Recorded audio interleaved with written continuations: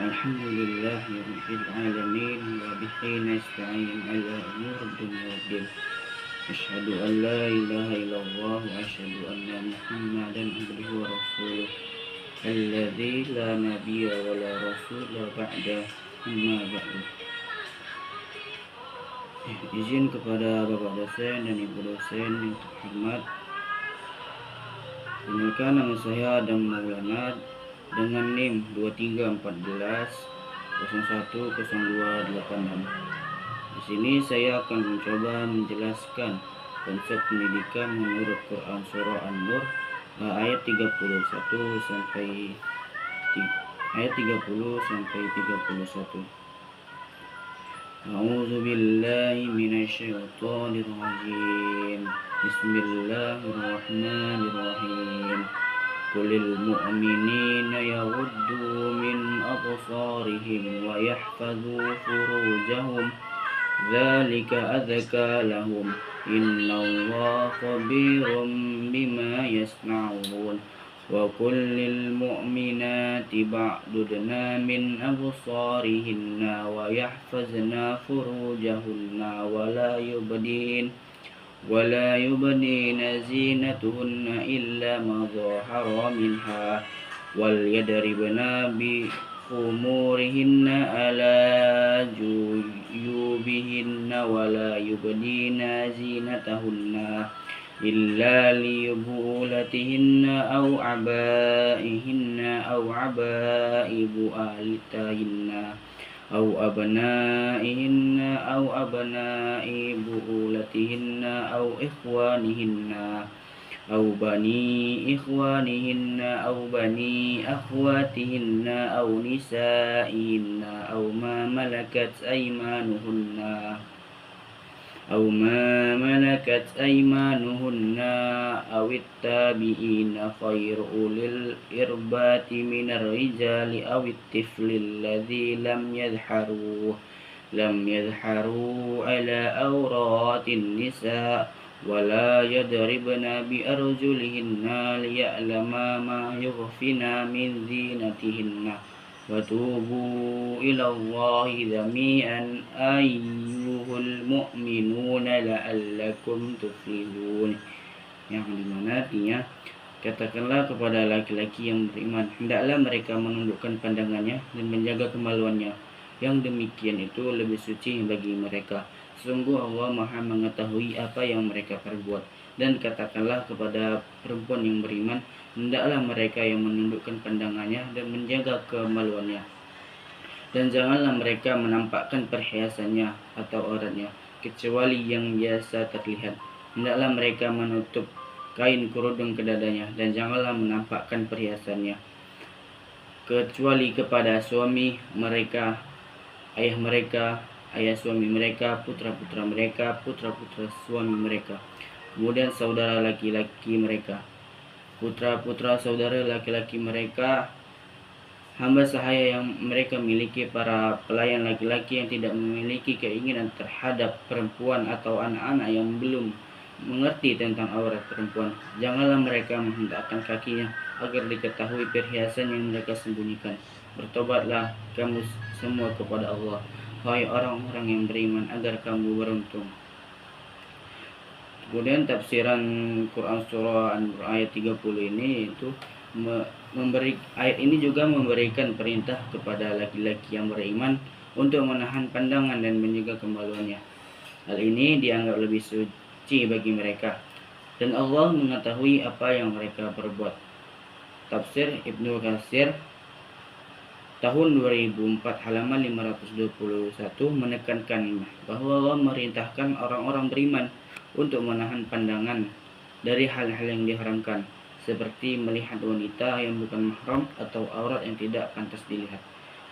Menjaga pandangan penting untuk mencegah timbulnya fitnah dan godaan yang dapat menjerumuskan seseorang ke dalam perbuatan dosa. Selain itu, menjaga kemaluan dari perbuatan zina atau tindakan tidak senonoh lainnya juga ditekankan sebagai bentuk ketaatan kepada Allah.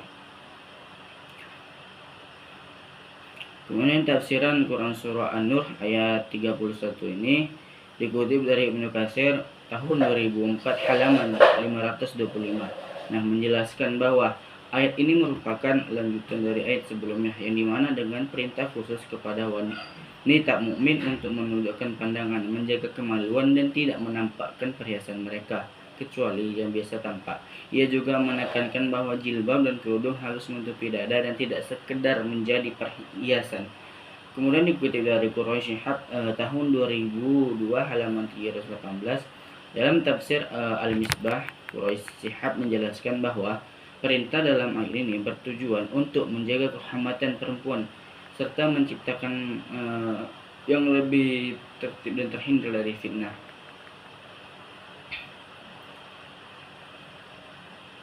Adapun penjelasan dari Quran surah An-Nur ayat 30 sampai 31 ini, Allah memerintahkan untuk menundukkan pandangan laki-laki dan perempuan, yang berarti tidak melihat sesuatu yang haram atau dapat menimbulkan godaan. Ibnu Katsir menjelaskan bahwa perintah ini mencakup larangan melihat sesuatu yang diharamkan dan menjaga mata dari pandangan yang bisa menimbulkan syahwat. Nah, Quraisy Shihab juga menambahkan bahwa ini bukan berarti melarang melihat secara total, akan tetapi membatasi pandangan yang bisa menimbulkan keinginan negatif. Kemudian Al-Qurtubi juga menyebutkan bahwa menjaga pandangan juga berarti menjaga hati dan pikiran dari ketertarikan yang berlebihan kepada lawan jenis. Kemudian menjaga kemaluan. Nah, Allah melanjutkan dengan perintah wayahzu furujahum. Nah, yang artinya yaitu menjaga kemaluan kepada mereka. Wahab Az-Zuhaili menjelaskan bahwa menjaga kemaluan tidak hanya berarti menjauhi zina, akan tetapi juga menutup aurat dan menghindari tindakan yang bisa menimbulkan fitnah. Kemudian Fakhruddin Al-Razi juga menafsirkan bahwa menjaga kemaluan juga mencakup larangan memakai pakaian ketat yang menonjol bentuk tubuh. Kemudian larangan menampakkan perhiasan bagi wanita. Ini ada juga di ayat 30 sampai 31 yang dimana memberikan aturan lebih lanjut bagi wanita dengan larangan menampakkan perhiasan kecuali yang bisa tampak. Ma zahra minha.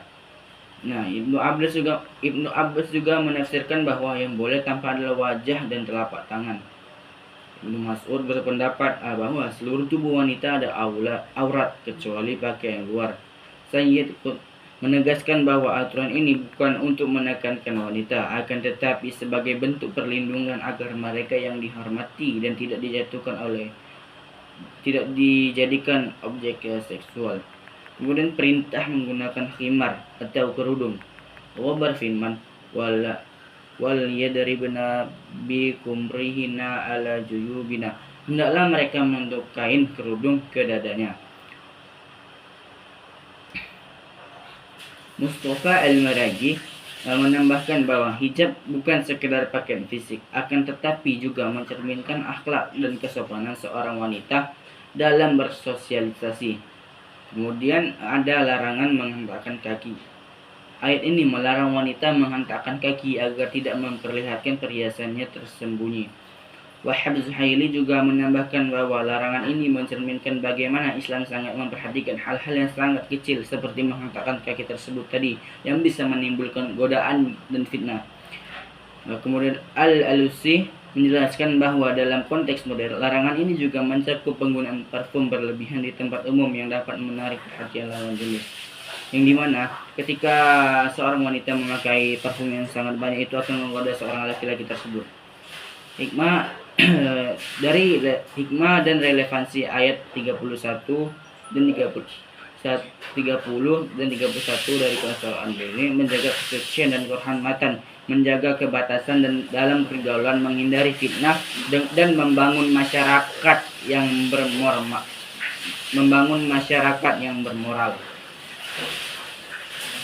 Kesimpulan yang bisa saya ambil dari Quran surah An-Nur ayat 30 sampai 31 ini ialah menekankan pentingnya pengendalian diri dalam menjaga pandangan dan kehormatan. Nah, ayat ini juga mengajarkan bahwa Menjaga kesucian diri merupakan bagian dari pendidikan moral yang harus ditanamkan sejak dini.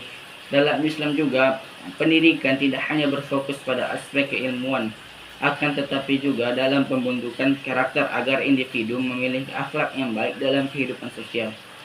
Selain itu, ayat ini juga mengajarkan tentang kesadaran sosial dan tanggung jawab dalam berinteraksi dengan lawan jenis. Pendidikan Islam menanamkan ciri-ciri dan etika adab agar masyarakat dapat hidup dalam lingkungan yang penuh kesopanan. Peran keluarga sangat penting dalam membentuk kebiasaan ini, sehingga anak-anak dapat tumbuh dengan pemahaman yang benar tentang batasan dalam pergaulan. Konsep hijab dalam ayat ini tidak mencakup aspek berpakaian, akan tetapi juga sikap dan perilaku yang menunjukkan rasa malu.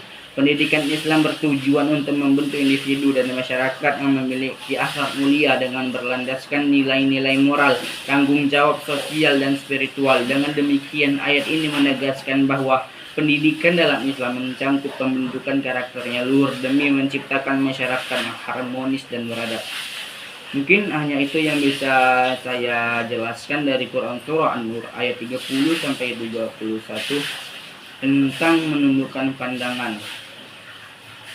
Saya akhiri dengan Wassalamualaikum warahmatullahi wabarakatuh.